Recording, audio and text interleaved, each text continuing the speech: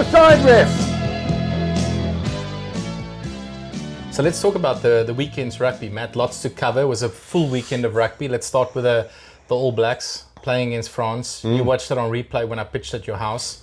And Can I just say on that point, I woke up early to watch the rugby, and when you have an 8-week-old that decides to have a punami, and if anyone doesn't have a kid, doesn't know what that is, it's basically when your kid shits itself. I got the poo on me. it happens. 3 hours later, I then sat down and your man walked in, and so I'd already missed the first game and had to watch it on replay. Nonetheless, the first thing that we both said is underwhelming. That was sort of the consensus. Look, credit to France. I think they pitched up. They played a really good game. They were competitive.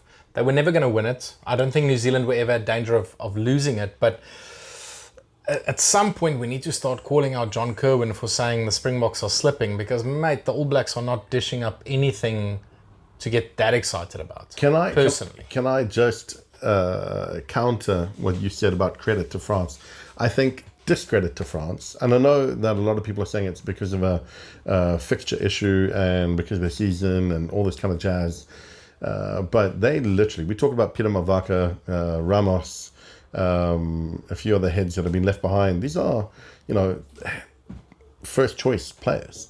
And I think New Zealand missed the trick by, from what I saw and the underwhelming results that the All Blacks put out,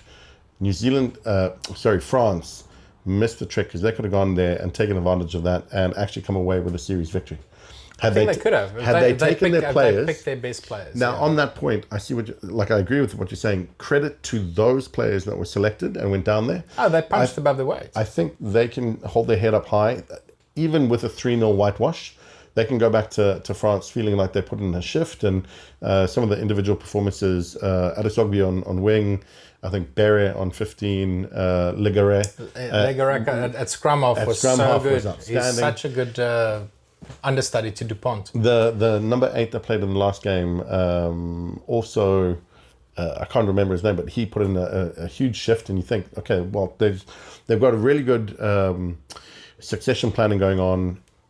I just don't understand why the French administration, people have said it's because the French clubs have too much input and sway, and so, they wouldn't release their players. But surely, if you're an international player, you can't get dictated to by your club, and or your clubs can't dictate to your national administration. So if there is a tour down to New Zealand, how do you leave your best players? I don't understand. It's an interesting one, right?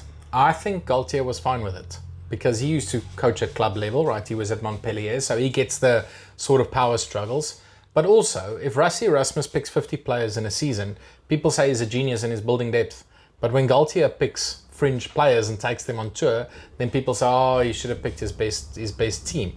Galtier France is going to be right up there in 2027, let me tell you, because they are doing what the Boks are doing. They are creating depth. They are building 2-3 guys in every single position that can play at international level, and there's no bigger test than playing young guys against the All Blacks in New Zealand and then be competitive in 2 out of the 3 tests. I think that's a big win for them if you take the greater scheme, the greater plan into account.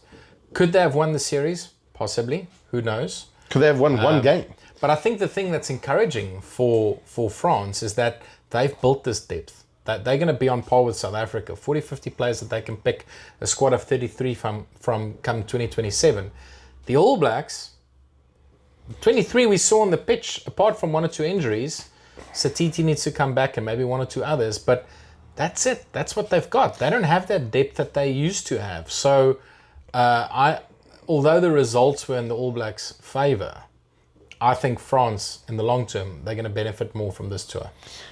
Yeah, look, time will tell. I definitely think there is still enough infrastructure, for want of a better word, a spine through the New Zealand team, and they've got, they talk about how they are rebuilding, and they're building towards, the next World Cup.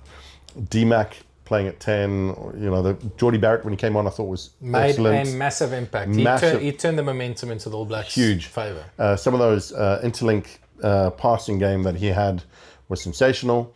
I thought Adi Sevilla was outstanding. As always, consistently the best player.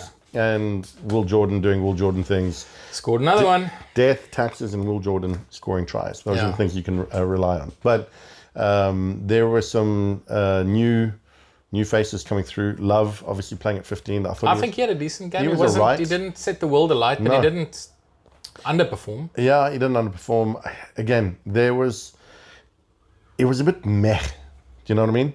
Like they should have trounced that French team, and the French team were up for it. But I think this is what I mean around how it just made it a bit of a damp squib with France leaving their best players, because you want to see the best players in the world going hammer and tong at each other, and may the best team win at the end of it. And with it created a bit of a dead rubber, and 3-0 series whitewash. If you're one of the New Zealand boys, you think we're going to win this, so what's the point, right? Yeah. So maybe they weren't at their best, but because they knew that they didn't need to be. And I'm trying to be generous here to the ABs. What we said after the first game is beware the wounded buffalo. And they came out in the second game and they smashed them. But that was expected. That's what you expect from the All Blacks in a match like that. To counter what you were saying, Rassie is using a variety of people and doing a rotation thing, but he always keeps in a couple of like key heads that the team has a spine around, that the youngsters can come in and blood themselves in and amongst. And I know that they took Gail Fiku, and I know that they had one or two others, but it just seemed like a makeshift French team that has gone home empty-handed. Yeah. Okay, but it's going to be interesting to see where both teams go from here. New Zealand's got the Rugby Championship coming up. They're playing Argentina down in South America. The Argies would want to bounce back from a disappointing series against England. France is off now for an extended period until we play them at the end of the year. That's going to be, apart from the test at Eden Park, probably the biggest test of the year for the Springboks, so that'll be good to watch. And shout out to Justin Marshall. Watching obviously him, Goldie, and a few others debate whether if New Zealand played South Africa currently, what the result will be. I think there are a few people sitting at that table who maybe haven't been watching enough of New Zealand or South Africa play recently. Stephen Donald. Correct. John Cohen. Correct. Yeah. Those two boys need to check themselves before they wreck themselves, because at the end of the day, as Justin Marshall said, if you played the book and now you're going to get handed your asses to you. Well, let me tell you something, mate. We shouldn't get too cocky, because if there's one team that they will pitch up against, it's against us. So they should beat Argentina comfortably. They will trounce the Aussies because Australia's nowhere. They are going to be ready for us at Eden Park come September. For sure. I'm not saying that that's not going to be a challenge, and it'll be the biggest feather in our cap if we can get the win there, right? Yeah. What is it, 30 years they haven't been beaten? They haven't lost a test in 31 years, 50 tests that they've won at Eden Park. So that is a big prize that they're looking to protect, and they're going to do everything that they can. And when South Africa and New Zealand play each other, it's always a battle. There's been a few points that we won't cover in this instance, but Justin Marshall's right. If they played us today, I think that they would get their asses handed to them. So it's a few months for them to kind of get their house in order.